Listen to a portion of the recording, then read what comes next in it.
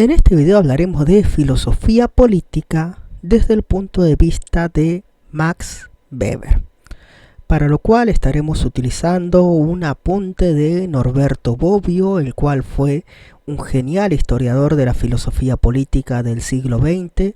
En particular se llama El estudio de la historia de la filosofía. Veamos.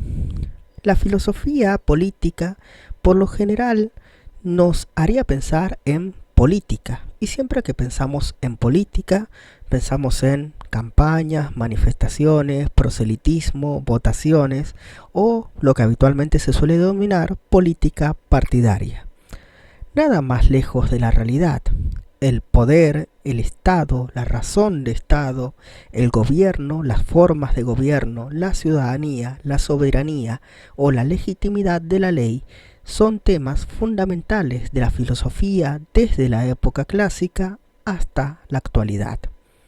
Los clásicos pueden diferenciarse, dice Bobbio, entre idealistas, es decir, los inventores del género utópico como la República de Platón, hasta cierto punto Aristóteles, hacia la paz perpetua de Immanuel Kant o la utopía de Thomas More.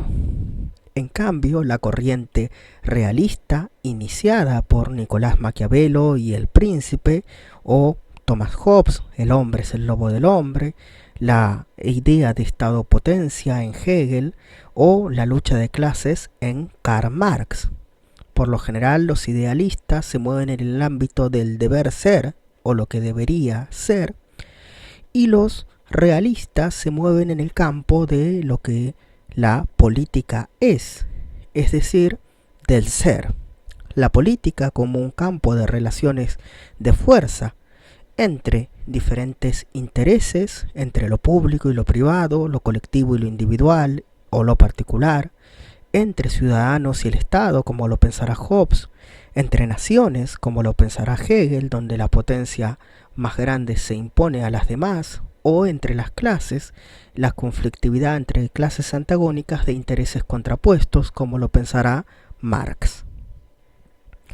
¿Por qué Max Weber es un clásico? Es una afirmación bastante arriesgada, tomando en cuenta que es un autor tan actual, tan moderno. Bueno, Bobbio dice, un clásico es alguien que ha sabido interpretar la realidad de su época. Bastaba menos, porque estudiaríamos a alguien que no ha sabido hacerlo correctamente. Pero, por segunda condición, pone que su teoría trasciende su época y su tiempo y es una herramienta perfectamente válida y eficaz para poder interpretar nuestra propia realidad. Entonces, ¿por qué Weber es un clásico de la filosofía política?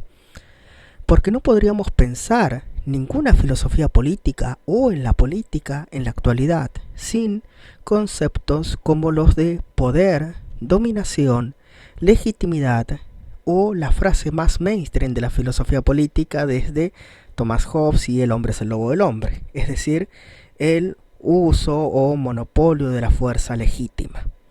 De hecho, así es como Weber define al Estado, como aquel grupo político que ha logrado dentro de un determinado territorio, con cierto éxito y durabilidad, el monopolio del uso de la fuerza legítima. Es evidentemente una definición formal, dice Bobbio, pero realista. El grupo político, es decir, no un grupo de cualquier otra índole, que ha logrado el monopolio del uso de la fuerza, de la coerción o de la coacción para hacer valer sus fines, y esa fuerza es usada con legitimidad. No es una definición jurídica basada en la soberanía, no es una definición basada en la razón del Estado a la forma idealista, y evidentemente no es una definición teleológica del Estado.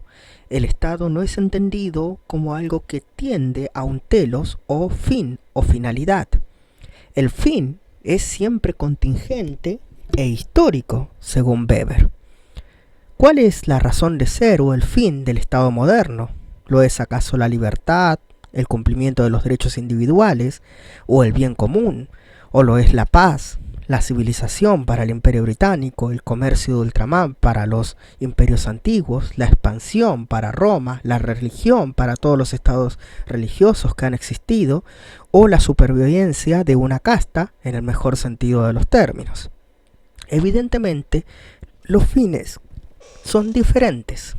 Si bien cada estado tiene un determinado fin y determinados medios para alcanzarlos, por ejemplo, la educación, la religión, los impuestos, siempre y en todo momento, todos los estados se caracterizan por poder recurrir en última instancia a la ley y al cumplimiento coercitivo de la ley como fin último para obligar a los ciudadanos a dichos fines. El poder para Weber puede ser de diversa índole. Hay un poder económico, un poder ideológico y evidentemente un poder coercitivo o coactivo. El Estado moderno ha renunciado en cierta forma al poder económico, dejando al laissez-faire o al libre comercio, a la libre empresa, a la libre asociación de los individuos, los aspectos económicos relevantes. Ha renunciado hasta cierto punto a profesar una ideología con la clásica separación entre Iglesia y el Estado. El Estado no profesa ideología alguna y deja al libre pensamiento y libre credo a sus ciudadanos. Es verdad que no profesa otra sino la ideología estatal de lo público y el respeto y la observancia de la ley. Pero lo que ningún Estado puede renunciar, sin dejar de serlo, es a dictar y hacer cumplir las leyes. Allí donde un Estado no pueda hacer cumplir la ley, estamos hablando de la anarquía. En el término negativo de la palabra, como los pensaría Hobbes, cada uno valiéndose por sí mismo y protegiendo lo que puede proteger, o en el término positivo de la anarquía, allí donde no es necesario tampoco un Estado que haga cumplir la ley a nadie, ya que todos podrían vivir pacíficamente. En todo caso, este monopolio del uso de la fuerza es evidente, duradero, continuo o con cierto grado de permanencia. Si no, no se podría diferenciar al Estado de cualquier banda de forajidos o ladrones que, no sé, secuestrasen un pueblo y por la fuerza hicieran cumplir su propia voluntad a los ciudadanos en el caso de que estén secuestrando un banco o el pueblo entero. Y en todo caso, la característica más importante y la que le diferencia de cualquier banda de ladrones es que evidentemente el poder del uso de la fuerza es legítimo. Como diría el dicho, el hecho no hace al derecho. Que uno puede obligar por la fuerza a los ciudadanos a obedecer o acatar determinadas normas y hacer cumplir o de determinados estatutos o reglamentos, no quiere decir que eso sea legítimo.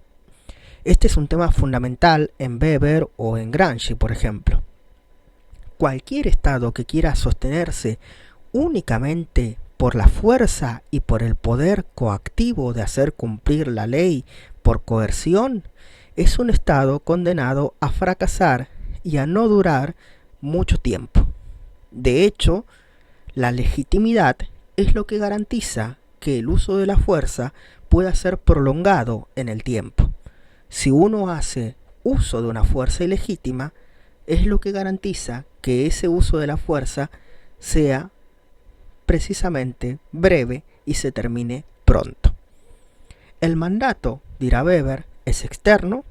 Uno puede tener una ley, una ordenanza, un dictamen y poder hacerlo cumplir por la fuerza, con la fuerza pública, pero evidentemente la decisión de acatar dicho mandato, la obediencia, por así decirse, es interna. Y el hecho de que puedan hacerse confluir los estados internos de la persona con los estados externos de la ley es una de las características de las formas legítimas de dominación, las cuales seguramente estaré abordando en un próximo video. Hasta aquí nuestro brevísimo, curioso y caótico repaso del día de hoy por algunos aspectos fundamentales de la filosofía política, tomando por ejemplo a Max Weber y su definición de Estado. Espero que te haya servido y te haya gustado, y si así ha sido te pido por favor que lo compartas, de esa forma me ayudas muchísimo en la divulgación de este canal.